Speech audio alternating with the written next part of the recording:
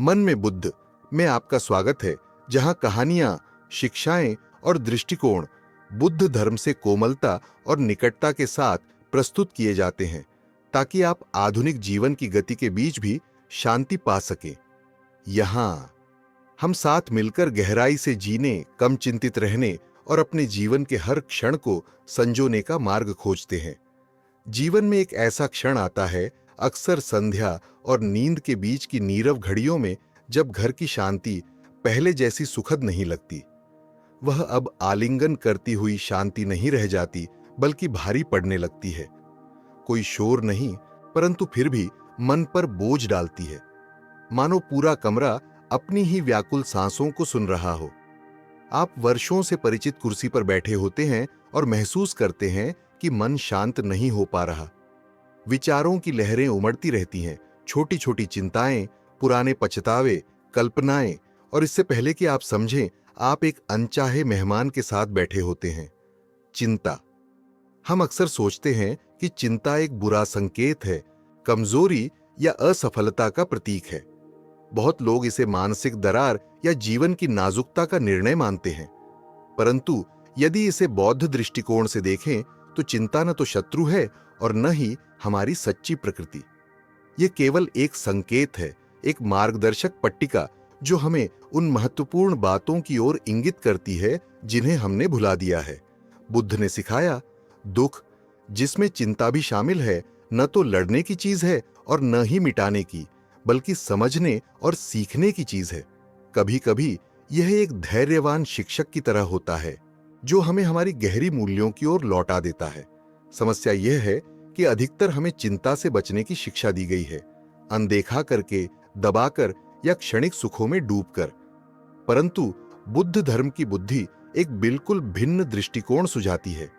असुविधा को एक द्वार माने और चिंता को वह शिक्षक बनने दें, जो वह संदेश लाता है जिसे हम बहुत पहले से भूल चुके हैं। जीवन के उत्तरार्ध में जब काम और जिम्मेदारियों की गति हमें अब नहीं बहाती, तो खालीपन और शांति और अधिक फैल जाती है। और उसी जगह में चिंता की पुकार कभी कभी पहले से कहीं अधिक स्पष्ट सुनाई देती है। अब हम एक कार्य से दूसरे कार्य की ओर भागते नहीं, बल्कि स्वयं के साथ रहते हैं, विचारों, सांसों और यादों के साथ। यहीं पर एक गहरा कार्य आरंभ होता है। चिंता का सामना करना सीखना, न तो इसे हमें निगलने देना और न ही मिटाने की कोशिश करना, बल्कि इसके भीतर छिपे संदेश को सुनना। आज हम एक प्राचीन बौद्ध विचार का अन्वेषण करेंगे, एक विचार जो चिंता मिटाने का वादा नहीं करता, परंतु हमें इसे धारण करने का तरीका बदल सकता है। यह वह विचार है जिसने पर्वतों में तपस्वियों को सांत्वना दी, योद्धाओं को युद्ध से पहले शांत किया और साधारण मनुष्यों को, आप और मुझे, जीवन के मौन तूफानों के बीच शांति प्रदान की।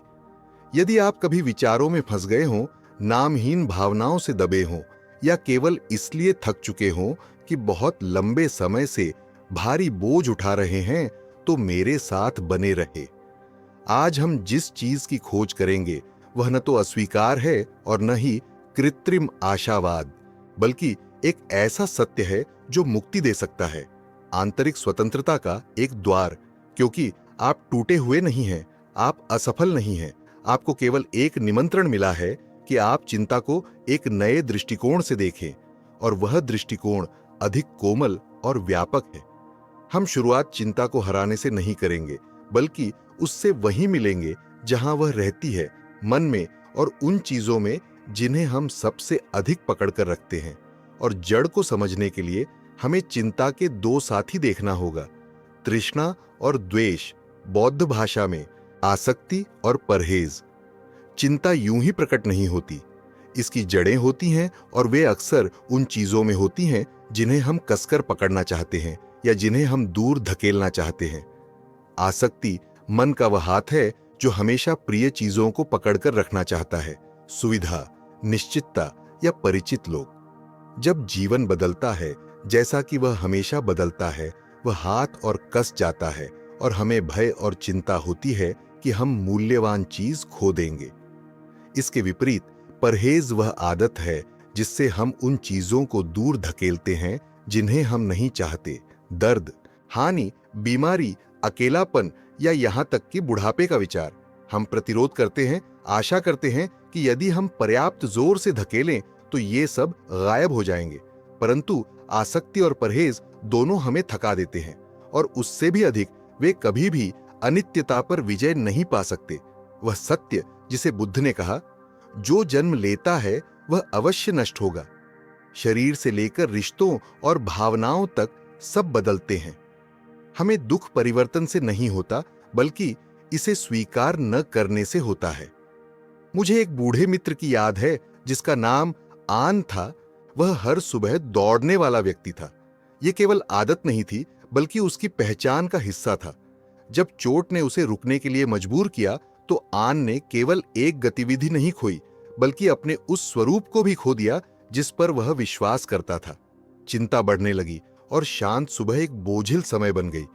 एक बार मैंने पूछा, आप किस चीज को पकड़े हुए हैं? आन ने लंबे समय तक चुप रहकर कहा, मैं अपने उस स्वस्थ स्वरूप को पकड़े हुए हूं। यह उत्तर हम सभी के लिए एक दर्पण जैसा है। हम दुखी इसलिए नहीं होते कि जीवन बदलता है, बल्कि इसलिए होते हैं क्योंकि हम उन चीजों को छोड़ नहीं पाते जो बीत चुकी हैं।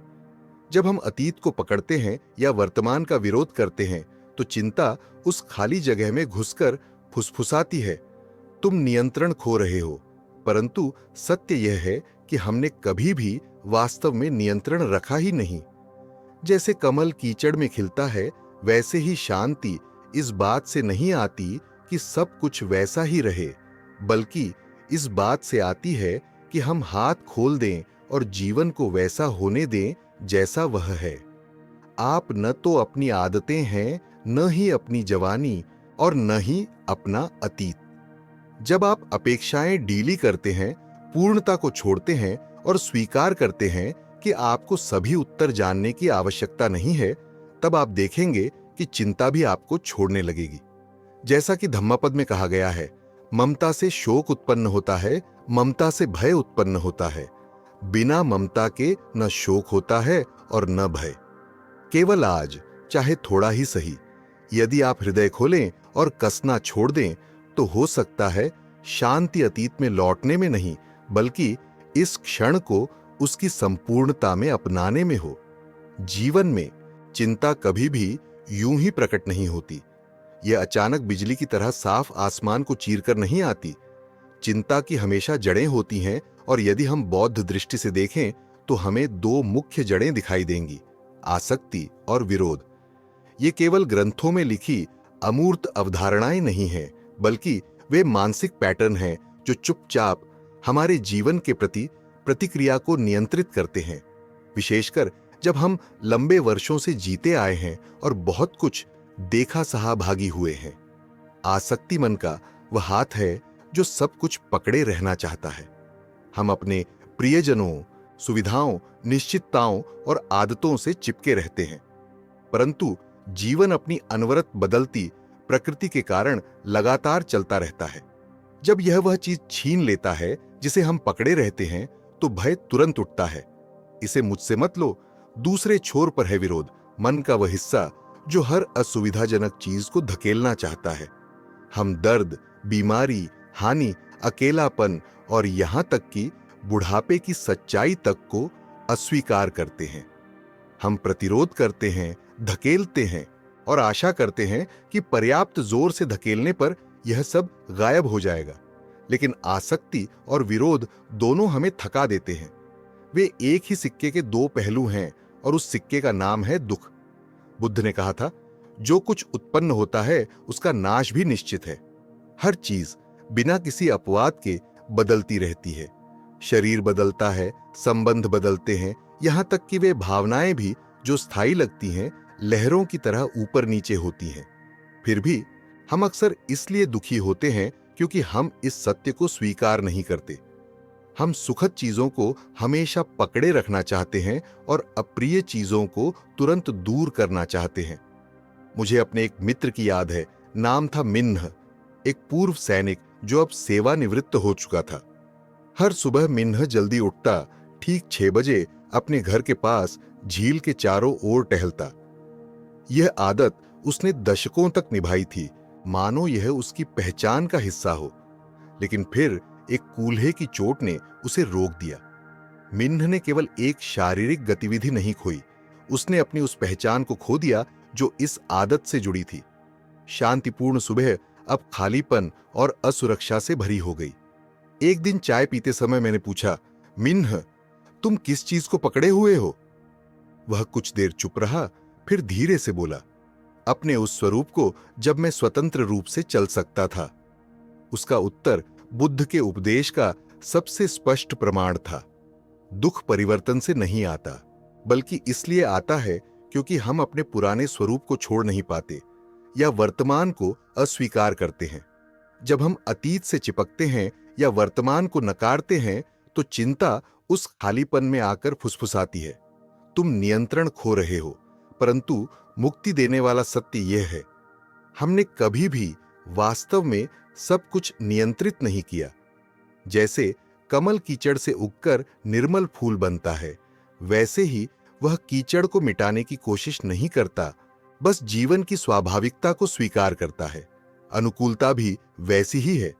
ये इस बात से नहीं आती कि सब कुछ हमारी इच्छा के अनुसार स्थिर बना रहे, बल्कि तब आती है जब हम हाथ छोड़ देते हैं, पकड़ना और धकेलना बंद कर देते हैं और जीवन को वैसा ही रहने देते हैं जैसा वह है।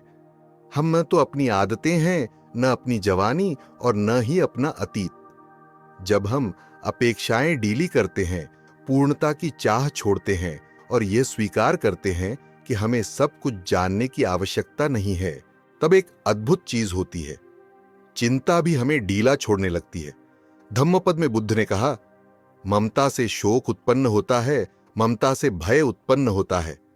जो व्यक्ति ममता से मुक्त हो जाता है, उसके लिए न शोक होता है और न भय।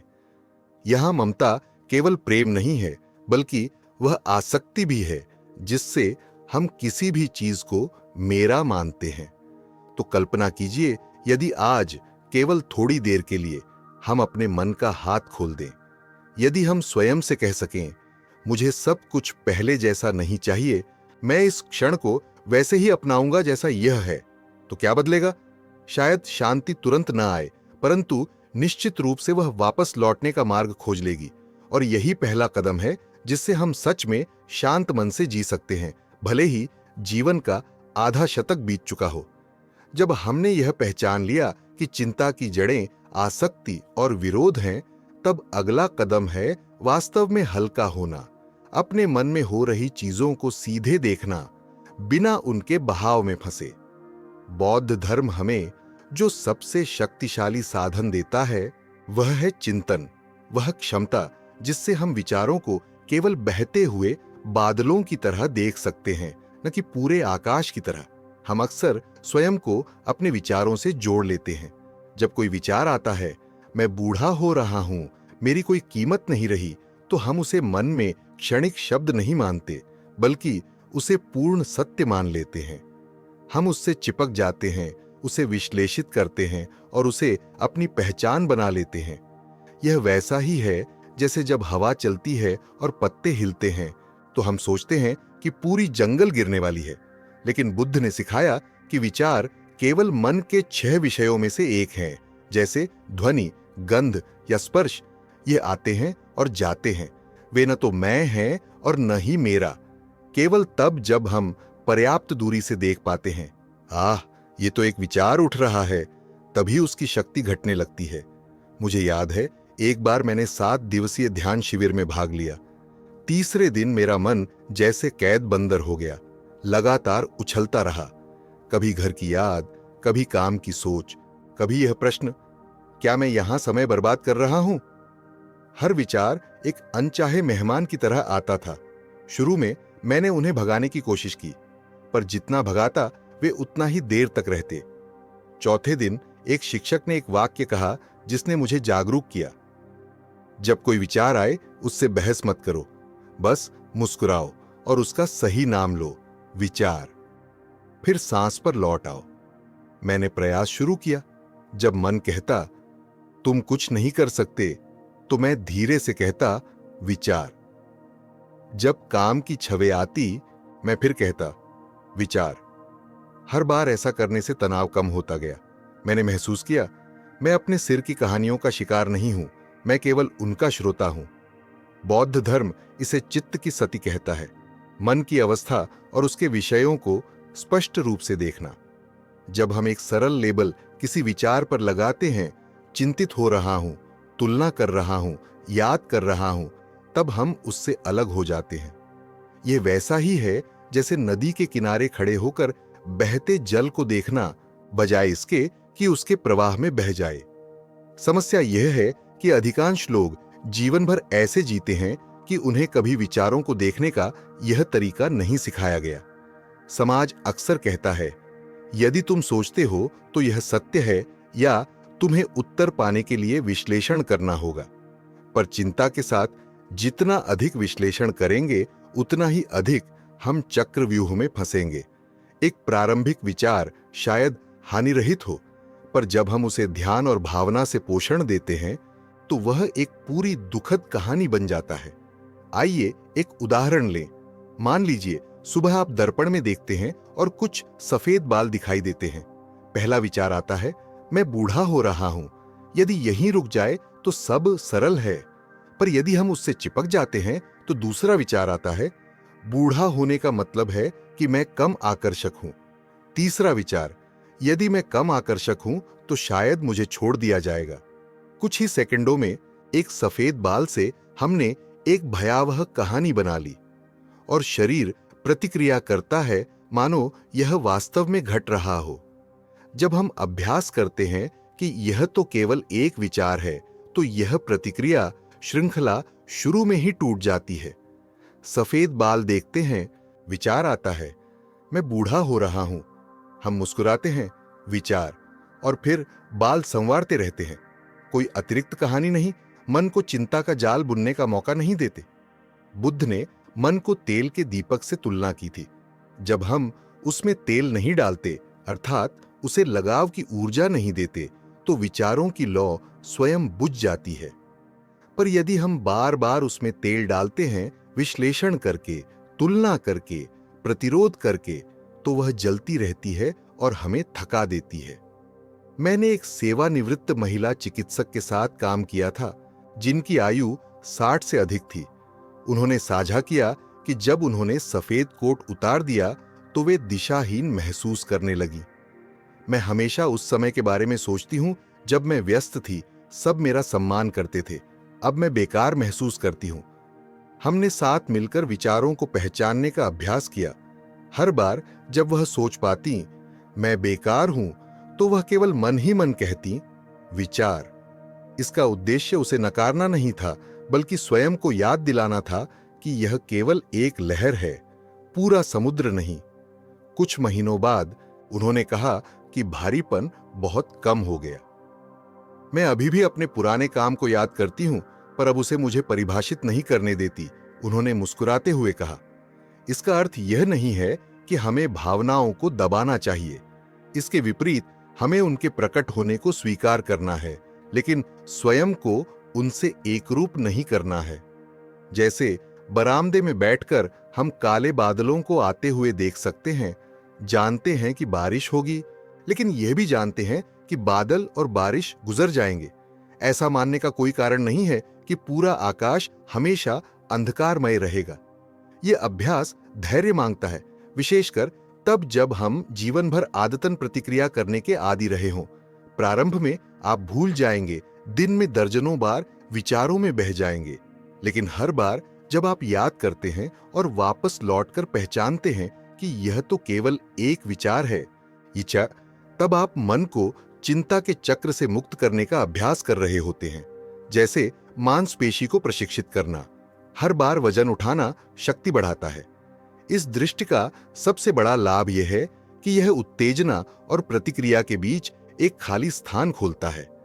विचार पर तुरंत विश्वास करने और उसके अनुसार कार्य करने के बजाय आपके पास रुकने, सांस लेने और बुद्धिमानी से प्रतिक्रिया चुनने का अवसर होता है। वही खाली स्थान है जहां स्वतंत्रता रहती है। और जब हम पर्याप्त समय तक अभ्यास करते हैं तो हम एक अद्भुत बात को पहचानते हैं। चिंता अब भय की दीवारों में कैद करने वाला जेलर नहीं रहती। वह एक घंटी की तरह बन जाती है, याद दिलाती है, वर्तमान में लौट आओ, ये केवल एक विचार है। जब हम विचारों की पहचान और त्याग करना सीख लेते हैं तो हम न तो उम्र से और न ही परिस्थितियों से बंधे रहते हैं। हम बूढ़े हो सकते हैं, लेकिन मन अब भी स्वतंत्र रह सकता है। और वही स्वतंत्रता एक अनमोल उपहार है जिसे कोई झुर्री नहीं छीन सकती। एक अनुभव जो कई लोग 60 वर्ष के बाद महसूस करते हैं, वह है धीरे धीरे दूसरों की नजरों में अदृश्य हो जाने का एहसास। अब कोई पहले जैसा परामर्श नहीं मांगता, पहले जैसी दावतों के निमंत्रण नहीं मिलते, वार्तालापों के केंद्र में नहीं रहते। और यदि ध्यान न दें तो हम आसानी से उस चक्र में फंस सकते हैं कि क्या अब मेरा कोई मूल्य बचा है? आधुनिक दुनिया युवा, गति और उत्पादकता का गुणगान करती है। समाचार, सोशल मीडिया, विज्ञापन, अधिकांश सब कुछ युवाओं की ओर लक्षित है। यह अनजाने में एक संदेश देता है कि बुढ़ापा मतलब समाप्ति। और यदि हम उस संदेश पर विश्वास कर लें तो हम अपने को संकुचित करना शुरू कर देंगे और महसूस करेंगे कि हमारा कोई योगदान नहीं है। लेकिन बौद्ध धर्म मनुष्य के मूल्य को बिल्कुल अलग दृष्टि से देखता है। बुद्ध ने कभी नहीं कहा कि किसी व्यक्ति का मूल्य उसकी आयु, रूप या काम करने की क्षमता पर निर्भर करता है। धम्मपद में उन्होंने सिखाया कि एक जीवन का मूल्य जागरूक मन और शुभ कर्मों में है। एक 80 वर्षीय वृद्ध यदि उसके प्रत्येक शब्द सांत्वना और ज्ञान लाते हैं तो वह किसी भी प्रतिभाशाली युवा से कम नहीं चमकता। मुझे एक छोटे गांव की वृद्ध महिला की कहानी याद है। वह निरक्षर थी, उसके पास कोई संपत्ति नहीं थी और न ही वह प्रसिद्ध थी। लेकिन गांव में हर कोई उसे सम्मान देता था, क्योंकि हर सुबह वह जल्दी उठती, एक बड़ा बर्तन खिचड़ी बनाती और स्कूल जाने से पहले गरीब बच्चों में बांटती। उसने यह कार्य 20 वर्षों तक किया, कभी एक दिन भी नहीं छोड़ा।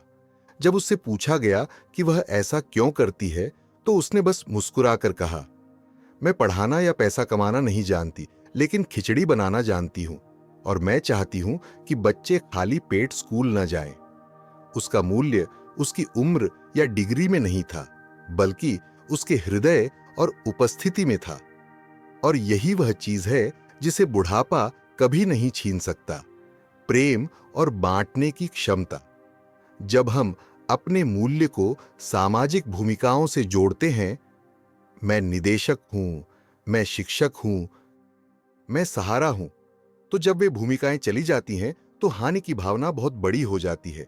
लेकिन यदि हम देखें कि हमारा मूल्य गहरी आंतरिक गुणों में है, दया, ज्ञान, धैर्य, सुनने की क्षमता, तो उम्र उन्हें मिटा नहीं सकती। इसके विपरीत समय उन गुणों को और गहरा बनाता है। अपने मूल्य को फिर से खोजने का एक अभ्यास है पुण्य पर चिंतन।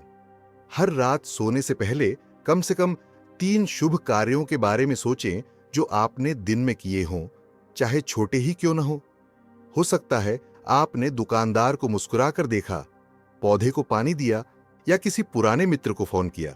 यह हमें दिखाता है हम अब भी सकारात्मक प्रभाव पैदा कर रहे हैं, अब भी जीवन के जाल में एक महत्वपूर्ण कड़ी है। इसके अलावा एक प्रश्न आज जमाए, यदि नाम और पद की जरूरत न हो तो मैं जीवन को क्या देना चाहूंगा? यह प्रश्न हमें सामाजिक भूमिका से परे जाकर सच्चा मूल्य खोजने में मदद करता है। आप पूर्णकालिक काम न भी करें, फिर भी आप बच्चों को कहानी सुना सकते हैं, मोहल्ले के लिए सब्जियां उगा सकते हैं, सेवा समूह में शामिल हो सकते हैं या बस किसी दुखी व्यक्ति को सुन सकते हैं। मैंने एक बुजुर्ग व्यक्ति से मुलाकात की जो पहले मैकेनिकल इंजीनियर थे। सेवानिवृत्ति के बाद वे दुखी थे क्योंकि सोचते थे कि अब वे उपयोगी नहीं रहे। लेकिन फिर उन्होंने पाया कि उनके मोहल्ले में कई युवा वाहन ठीक करना सीखना चाहते थे, लेकिन अवसर नहीं था। इसलिए हर शाम उन्होंने अपना पुराना गैरेज खोला और बच्चों को मुफ्त में सिखाना शुरू किया। पूरा मोहल्ला उसे बाबा तू की कक्षा कहने लगा। वह मुस्कुराकर कहते, अब मैं उतना ही व्यस्त और खुश हूं जितना नौकरी के दिनों में था। महत्वपूर्ण बात यह है कि जब हम आंतरिक मूल्य से जीते हैं तो हम दूसरों से अपनी तुलना करना बंद कर देते हैं। हमें स्पष्ट हो जाता है कि हर व्यक्ति का एक अलग रोल है, जीवन का एक अलग मौसम है। युवाओं का वसंत है सृजन और प्रगति, बुजुर्गों का शरद है परिपक्वता और विस्तार। कोई भी मौसम दूसरे से बेहतर नहीं, हर मौसम की अपनी सुंदरता है। बौद्ध धर्म हमें अनात्मा की याद भी दिलाता है कि हम कोई स्थायी मैं नहीं हैं, बल्कि एक निरंतर प्रवाह है। जब हम स्वीकार करते हैं कि हम प्रवाह के किस चरण में हैं, तो हम बीते हुए मैं से चिपके नहीं रहते। इसके बजाय हम पूछते हैं, आज का मैं क्या कर सकता हूं ताकि स्वयं और दूसरों को शांति मिले। और आप देखेंगे, वृद्धावस्था का मूल्य युवाओं की गति से मेल खाने में नहीं है, बल्कि उनके लिए शांति और अनुभव की रोशनी लाने में है। कई युवा तनाव और दबाव में जी रहे हैं। उन्हें उन उदाहरणों की आवश्यकता है जो दिखाते हैं कि धीरे गहराई से जीकर भी सुखी रहा जा सकता है। यदि आप महसूस करते हैं कि आप पीछे छूट गए हैं, तो उस विचार से बाहर निकलें और अपने प्रभाव के दायरे को देखें। हो सकता है वह परिवार हो, पड़ोसी, मित्र समूह या कोई ऑनलाइन समुदाय। जहां कहीं भी कोई सुनने वाला चाहिए, वहां आपका मूल्य अब भी है। मूल्य कभी गायब नहीं होता, वह केवल अपनी अभिव्यक्ति का रूप बदलता है। और जब हम उसे भीतर से पोषित करना सीखते हैं, तो कोई कैलेंडर उसे पुराना नहीं बना सकता। जैसे जैसे उम्र बढ़ती है, एक मौन भय लगभग सभी के हृदय में रहता है, वह है मृत्यु का भय। हम इसके बारे में कम बात करते हैं या पूरी तरह टाल देते हैं, जैसे कि इसका उल्लेख न करने से यह नहीं आएगी। लेकिन वास्तव में मृत्यु केवल जीवन के अंत में घटित होने वाली घटना नहीं है, बल्कि जीवन की धारा का एक हिस्सा है जो जन्म के दूसरे पहलू की तरह सदैव उपस्थित रहती है। आधुनिक समाज में मृत्यु को प्रायः नकारात्मक और डरावनी चीज माना जाता है। हमें हर संभव उपाय खोजने के लिए प्रोत्साहित किया जाता है ताकि आयु लंबी हो, शरीर युवा बना रहे और क्षय के सभी संकेतों से बचा जा सके। लेकिन बौद्ध धर्म के अनुसार मृत्यु कोई शत्रु नहीं है जिससे लड़ना हो, बल्कि एक स्वाभाविक सत्य है जिसे समझना और स्वीकार करना है। बुद्ध ने सिखाया कि सभी संयोजित धर्म अनित्य हैं। जो उत्पन्न होता है वह नष्ट होता है, जो जुड़ता है वह बिखरता है। यह केवल मनुष्यों के लिए ही नहीं, बल्कि हर चीज के लिए सत्य है। एक फूल, एक वर्षा, एक प्रेम या जीवन का एक ऋतु। मुझे एक वृद्ध ध्यान गुरु की कहानी याद है। जब उनसे पूछा गया, गुरुजी, क्या आप मृत्यु से डरते हैं? उन्होंने मुस्कुराकर उत्तर दिया, नहीं, मृत्यु केवल एक लंबी यात्रा के बाद बोझ को नीचे रखना है। यह उत्तर उदासीनता नहीं था, बल्कि अनित्य पर वर्षों के चिंतन का परिणाम था।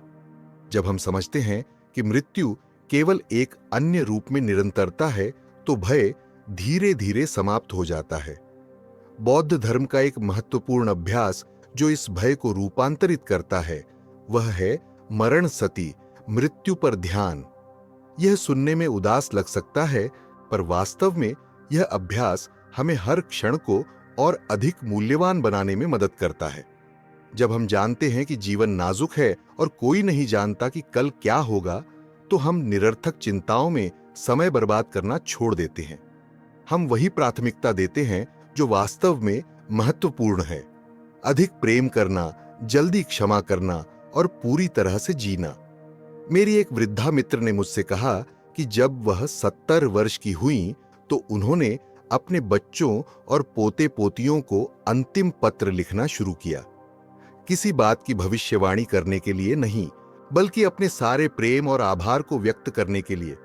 उन्होंने कहा, मैं चाहती हूं कि हर दिन ऐसा हो कि यदि मुझे जाना पड़े तो कोई पछतावा न रहे। इस दृष्टिकोण ने मृत्यु को एक भयावह छाया से एक शिक्षक में बदल दिया। अभी जियो। बौद्ध धर्म यह भी सिखाता है कि यदि हम मैं को कसकर पकड़ते हैं, मानते हैं कि मैं एक स्थायी सत्ता है, तो मृत्यु पूर्ण विनाश की तरह लगती है। लेकिन यदि हम अनात्मा को समझते हैं, तो हम देखते हैं कि मैं केवल शरीर और मन का असंख्य कारणों और शर्तों का अस्थायी संयोजन है। जब शर्तें समाप्त होती हैं, तो यह रूप बिखर जाता है, परंतु हमारी ऊर्जा, कर्म, वाणी, विचार अब भी प्रवाहित होती रहती है। जैसे एक दीपक की लौ जब दूसरे दीपक को प्रज्वलित करती है तो प्रकाश जारी रहता है, नष्ट नहीं होता। मुझे किसा गौतमी की कहानी याद है, वह महिला जिसने अपना एकमात्र संतान खो दिया। निराशा में उसने बुद्ध से अपने बच्चे को बचाने का उपाय मांगा। बुद्ध ने कहा कि वह उस घर से एक सरसों का दाना लाए जहां कभी कोई नहीं मरा हो। वह पूरे गांव में गई पर कहीं नहीं मिला। हर घर में एक हानि की कहानी थी। जब वह लौटी तो उसने समझा मृत्यु से कोई बच नहीं सकता। उसी दिन से उसने अपना दुख कम किया और अधिक करुणामय जीवन जीना शुरू किया। मृत्यु की सार्वभौमिकता को पहचानने से हमें हानि के समय अन्याय या अकेलेपन का अनुभव कम होता है। हम देखते हैं कि हम उसी मार्ग पर चल रहे हैं जिस पर सभी जीव चलते हैं, और जब हम इसे स्वीकार करते हैं तो हम भय को प्रेरणा में बदल सकते हैं, बेहतर जीवन जीने के लिए। एक अन्य अभ्यास है हर छोटे क्षण में अनित्य का चिंतन। जब हम एक फूल को खिलते देखते हैं तो याद रखें कि वह मुरझाएगा। जब हम किसी बच्चे की हंसी सुनते हैं तो जाने कि यह ध्वनि एक दिन केवल स्मृति में रह जाएगी। यह जागरूकता आनंद को कम नहीं करती बल्कि उसे गहरा करती है। हम उसे अधिक संजोते हैं क्योंकि हम जानते हैं कि वह स्थायी नहीं है। बुढ़ापे में मृत्यु के भय को बाकी दिनों पर छाने देने के बजाय हम इसे जागरूकता की याद दिलाने वाले के रूप में बदल सकते हैं। स्वयं से पूछें, यदि आज अंतिम दिन हो तो मैं क्या करना चाहूंगा? शायद उत्तर होगा किसी पुराने मित्र को फोन करना, पार्क में सूर्यास्त देखना या बस शांति से बैठकर एक प्याला चाय पीना। जब हम ऐसे जीते हैं जैसे हर दिन अनोखा है तो भविष्य की चिंताएं मिट जाती हैं और वर्तमान में शांति स्थापित होती है। महत्वपूर्ण बात यह है कि बौद्ध धर्म हमें मृत्यु को भूलने के लिए प्रोत्साहित नहीं करता बल्कि उससे मित्रता करने के लिए कहता है। जैसे एक पुराने मित्र से जिसकी यात्रा निश्चित है। हमें जल्दी नहीं करनी है लेकिन यह दिखावा भी नहीं करना है कि वह नहीं है। हम उस मुलाकात की तैयारी इस प्रकार करते हैं कि जीवन को पूरी तरह जीते हैं, अनेक पुण्य बोते हैं ताकि जब वह क्षण आए तो हम मुस्कुरा सके। और जब मृत्यु निकट आती है, यदि हमारा मन आसक्त नहीं है, पछतावे से भरा नहीं है, तो वह असफलता नहीं है बल्कि एक पूर्णता है। हम इस जीवन को वैसे ही छोड़ते हैं जैसे एक यात्री जिसने यात्रा पूरी की हो, हर कदम के लिए आभारी और अगले प्रवाह के लिए तैयार। क्या आपने गौर किया है कि हमारी अधिकांश चिंताएं वर्तमान क्षण के बाहर होती हैं? जब मन अतीत में भागता है तो हम किए या खोए हुए कार्यों पर पछताते हैं। जब वह भविष्य की ओर भागता है तो हम अज्ञात से डरते हैं और इस प्रकार वर्तमान क्षण जो एक उपहार है भूल जाता है। बौद्ध धर्म का एक बहुत बुनियादी लेकिन गहन उपदेश है, केवल वर्तमान क्षण ही वास्तविक है। अतीत केवल स्मृति में है, भविष्य केवल कल्पना में। जो वास्तव में हमारे पास है वह केवल अभी है, लेकिन मनुष्य की आदत है उसे नजरअंदाज करने की। जैसे वर्तमान केवल एक पुल है जिसे हमें जल्दी से पार करना है, जबकि वास्तव में जीने की एकमात्र जगह वही पुल है।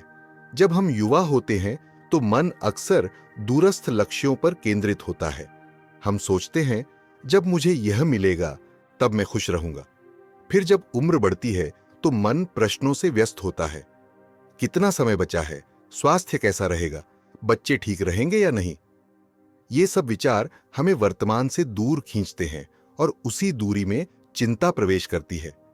बुद्ध ने कहा था कि दुख का मूल कारण है तृष्णा और उपादान, वह लालसा जिससे हम जो चाहते हैं उसे पकड़े रहते हैं और जो नहीं चाहते उसे दूर करते हैं। जब हम अतीत से चिपकते हैं और चाहते हैं कि वह लौट आए या भविष्य की छवि को पकड़ते हैं जिसे हम आशा करते हैं, तो हम स्वयं को तनाव में डालते हैं, क्योंकि सब कुछ बदलता है और वर्तमान कभी भी पूरी तरह इच्छा के अनुसार नहीं होता। एक जैन कथा है एक भिक्षु के बारे में जो जंगल में घूम रहा था, तभी अचानक एक बाघ से टकरा गया। वह भागा परंतु चट्टान के किनारे पर पहुंच गया। नीचे गहरी खाई थी, ऊपर बाघ गरज रहा था। नीचे देखते हुए उसने देखा कि चट्टान से एक अंगूर की बेल लटक रही है और उस पर एक गुच्छा पके हुए फल थे। मृत्यु सामने थी, फिर भी उसने एक फल तोड़ा, खाया और मुस्कुराया। बहुत स्वादिष्ट।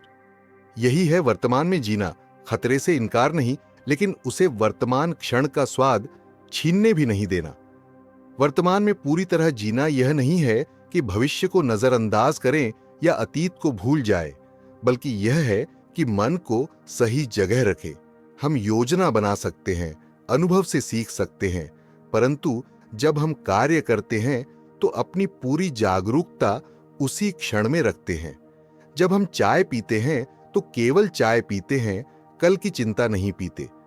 जब हम बच्चे से बातचीत करते हैं तो केवल उसे सुनते हैं, अपने मन की चिंताओं की गूंज नहीं।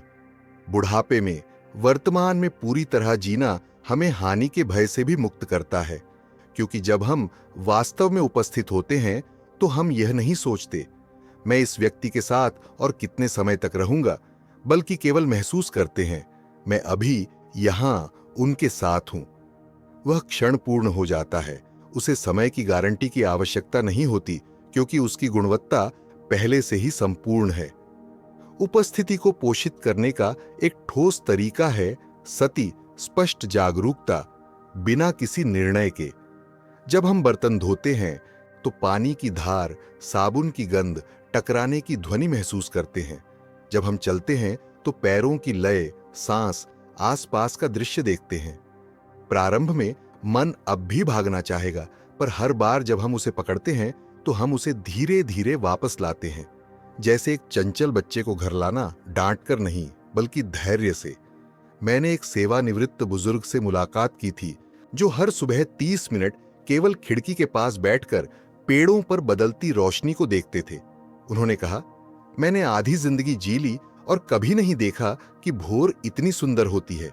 अब हर सुबह मेरे लिए एक उपहार है। इस सरल तरीके से उन्होंने वर्तमान को एक सुरक्षित शरण बना लिया, जहां चिंता प्रवेश नहीं कर सकती। एक रोचक बात यह है कि जब हम वर्तमान में पूर्ण रूप से जीते हैं तो चिंता को कोई सहारा नहीं मिलता। चिंता को जगह चाहिए पछतावे के लिए अतीत और भय के लिए भविष्य। लेकिन यदि हमारा मन इस क्षण पर पूरी तरह केंद्रित है तो यह ऐसे है जैसे कमरे में दीपक जल रहा हो, अंधेरा प्रवेश नहीं कर सकता। हालांकि यह करने के लिए हमें नियंत्रण के भ्रम को छोड़ना होगा।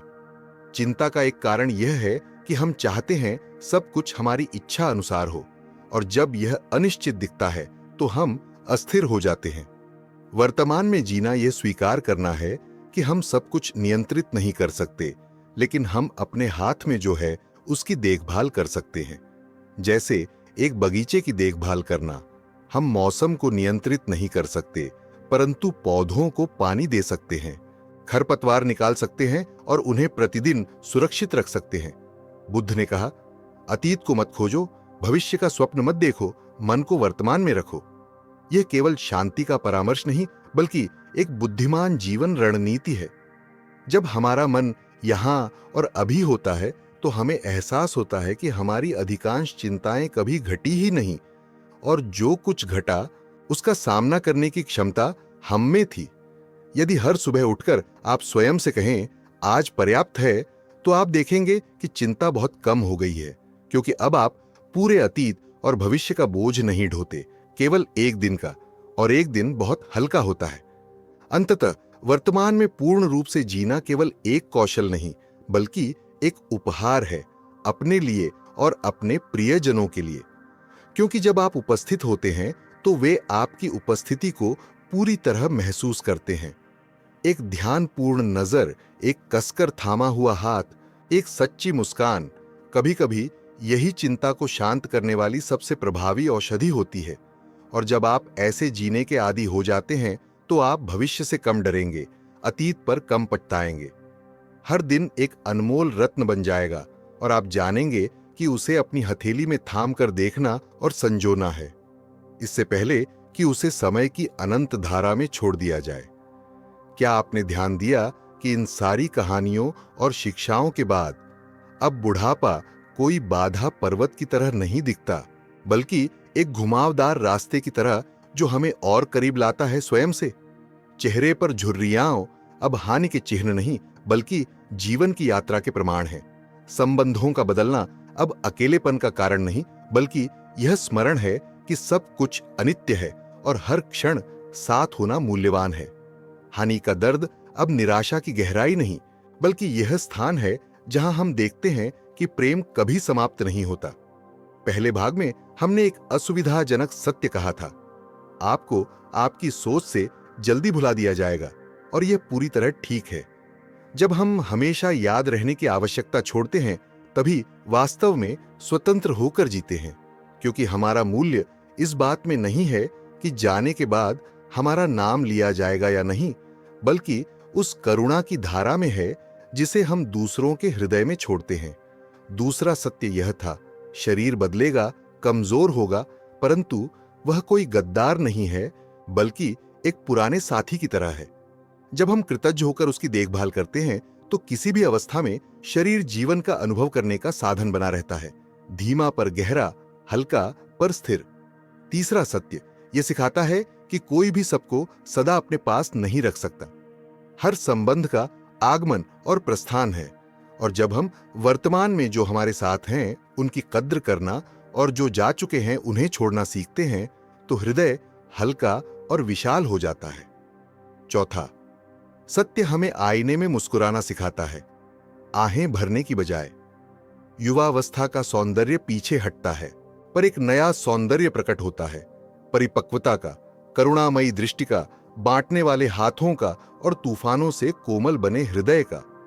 पांचवां सत्य हमें गहराई तक ले जाता है।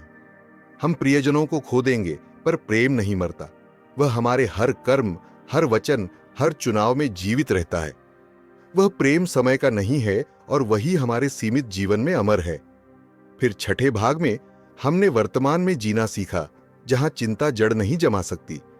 जब हम वर्तमान क्षण में स्थिर रहते हैं, तो अतीत हमें नहीं घसीटता और भविष्य हमें नहीं डराता। वर्तमान शरण बन जाता है, और वहीं से हम हल्के और शांतिपूर्ण कदम बढ़ाते हैं। इन सब टुकड़ों को जोड़ने पर हमें वह चित्र दिखाई देता है जो बुद्ध ने 2000 वर्ष पहले खींचा था।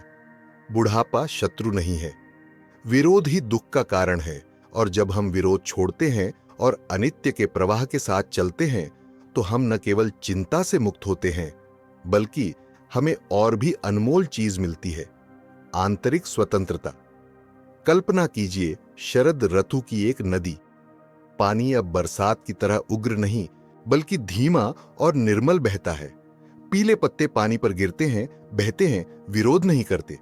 बुढ़ापा भी वैसा ही है, अब दौड़ नहीं, बल्कि देखने का समय है, फसल का आनंद लेने का समय है, देने का समय है, बिना किसी हिसाब किताब के।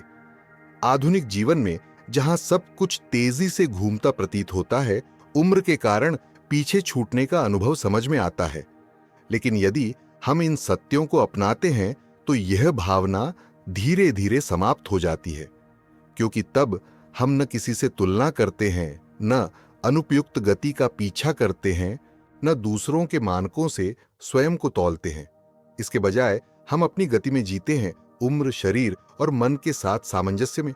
किसी ने कहा है, बुढ़ापा जीवन की सर्दी है, पर मैं सोचता हूं, यदि सजग होकर जिया जाए तो बुढ़ापा शरद ऋतु जैसा है, कोमल, सुनहरा, फसल से भरा। शरद ऋतु हरे पत्तों को नहीं रोकती, पर पीले पत्तों के गिरने पर भी शोक नहीं करती, क्योंकि जानती है कि यह एक नए चक्र की तैयारी है। आप देखिए, चिंता तभी होती है जब हम इस सत्य को भूलते हैं। कुछ भी स्थायी नहीं है, और यह हानि नहीं है, बल्कि जीवन का ही एक हिस्सा है। जैसे समुद्र लहरों के उतार चढ़ाव से सुंदर है, वैसे ही जीवन आरंभ और अंत से समृद्ध है। इसलिए अपने बुढ़ापे को नई दृष्टि से देखें। हर झुर्री, हर सफेद बाल, हर अनुभव सब खजाना है, बोझ नहीं। हर दिन एक अवसर है गहराई से जीने का, समय की गिनती कम होने का नहीं। यदि आप यह सुनते हुए थोड़ा हल्का महसूस कर रहे हैं, तो यह चिंता से मुक्ति का पहला कदम है, क्योंकि जब हम अनित्य को समझते और स्वीकार करते हैं, तो हमें अब बदलती चीजों से चिपकने की आवश्यकता नहीं रहती, और जब हम छोड़ते हैं, तो हमारे हाथ नए अनुभवों को ग्रहण करने के लिए स्वतंत्र हो जाते हैं, किसी भी उम्र में।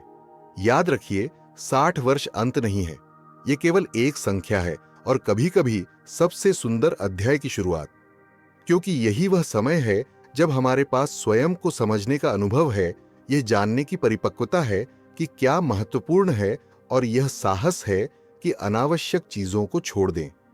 तो कल से या आज से ही ऐसे जिएं जैसे हर दिन एक उपहार है, बोझ नहीं। अपने शरीर का धन्यवाद करें, भले ही वह पहले जितना सक्षम न हो। उनके लिए आभारी रहें जो अब भी साथ है, बजाय इसके कि लगातार उनके लिए दुखी हों जो जा चुके हैं। हर सुबह को एक नई भोर बनने दें जिसे चिंता के बादल ढक न सके।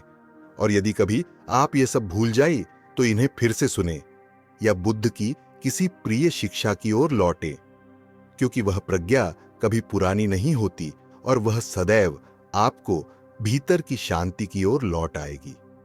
मन में बुद्ध चैनल आपके साथ इस यात्रा पर चलने के लिए है। यह यात्रा चिंता छोड़ने की, वर्तमान में जीने की और बुढ़ापे को एक उपहार की तरह देखने की। यदि आपको ये साझा बातें उपयोगी लगीं तो कृपया चैनल को सब्सक्राइब करें ताकि हम साथ मिलकर सीख सकें और अभ्यास कर सकें। टिप्पणी छोड़ना न भूलें। अपना अनुभव या कोई बौद्ध सत्य साझा करें जिसने आपको चिंता से उबरने में मदद की, क्योंकि हो सकता है आपकी कहानी किसी और के लिए दीपक बन जाए। जैसे एक मोमबत्ती हजारों मोमबत्तियां जला सकती है और फिर भी उसकी लौ कम नहीं होती। उम्र आपकी शांति नहीं छीन सकती जब तक आप उसे खुद न दें। और जब आप यह समझ लेते हैं तो आप देखेंगे कि चिंता केवल एक बादल है, पर आपका आकाश अब भी नीला, विशाल और अनंत है।